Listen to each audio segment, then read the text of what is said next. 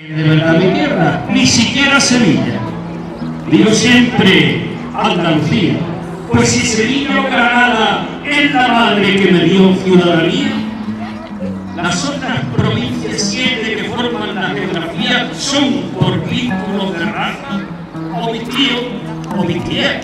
Y así tengo una familia con más o menos riqueza, pero que nadie las gana en gracia y en belleza.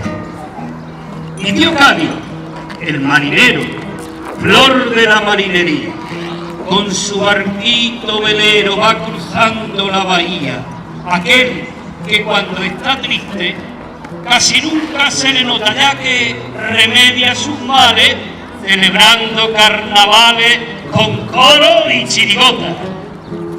Mi tía Huelva, la choquera,